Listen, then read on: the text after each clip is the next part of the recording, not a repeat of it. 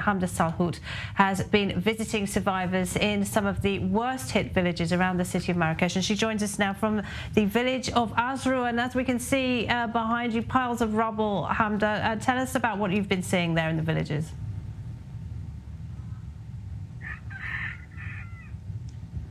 Laura, good evening. Scenes of heartbreak, sadness, and catastrophe all along these villages in the high Atlas Mountains after that 6.8 magnitude earthquake on Friday rocked many of these villages. The main problem we're seeing here is structures that are made out of mud bricks. So when these structures were shaking in the tremor, they were collapsing on themselves.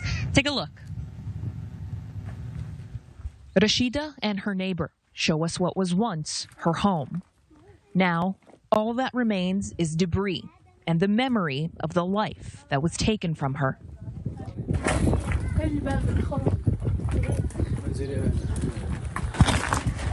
This is Rashida's home, but you can see the crack in the infrastructure has them fearing for staying inside. They're unable to really go in out of the fear of it collapsing on them.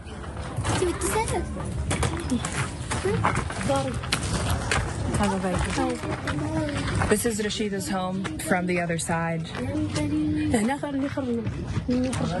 طلعتوا من هون. قديش كان وقت معكم؟ قديش كان وقت معكم تطلعوا من البيت؟ خرجنا بوحدنا. لا 6 دقائق.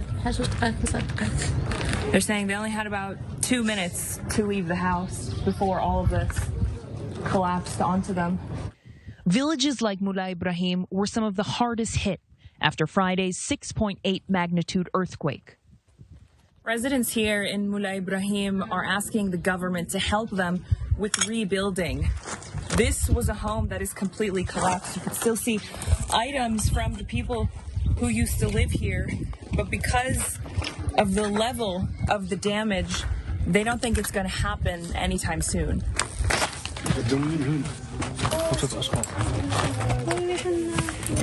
This is where they were able to retrieve some of the bodies of the family who was killed here.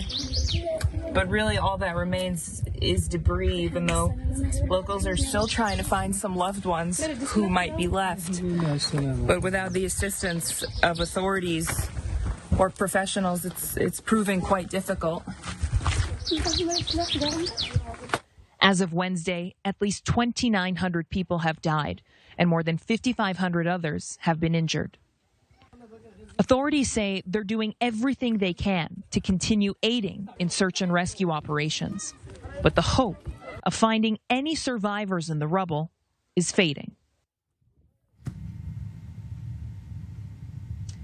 And Laura, you saw it right there, that village of Moulay Ibrahim, residents struggling. Here in the village of Azrou, you can see this debris here. This was a house, an entire family. We actually spoke to one of the people who lived here, and he said that he lost both his father and his brother in the aftermath of that earthquake. The thing is, villages like this are more easily accessible because they're about 40 to 50 kilometers outside of the city of Marrakech. The main problem lies in those much further desolate regions like Casualties, where we were yesterday. Those villages are completely pushed to the ground. There's absolutely nothing left. There are some villages that are actually untouched because of the type of structure that was built, perhaps built with concrete rather than the mud brick that you see here. But residents are really trying to pick up the pieces of what they say are now shattered lives. They're asking the government for more assistance, and the government is receiving criticism for not responding fast enough. But the sheer reality is to reach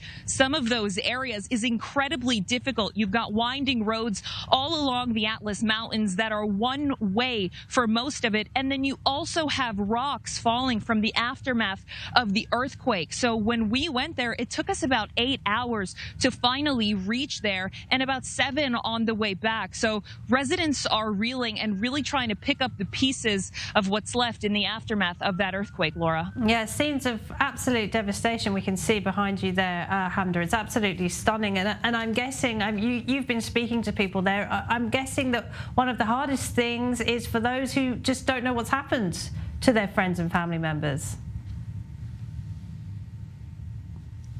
That's exactly right. Residents are saying that they're still looking for loved ones trapped under the rubble. Rescuers aren't able to reach all of these places. So we've seen a lot of sites of people actually digging up loved one themselves, doing everything they can. They know they're missing and they're trying with every glimmer of hope to see if they have survived. But at this point in time, search and rescue operations have turned into recovery efforts, as that 72-hour window is long gone and closed for serious life-saving measures of people trapped under debris like this. So it is going to be a long healing process and a long rebuilding process in the weeks, months, and years to come, Laura. Absolutely, and it's such a huge area, isn't it, as well? We're talking about a lot of villages kind of spread out over this very large terrain. What about those who have been injured? Are they able to get them to the city to get help?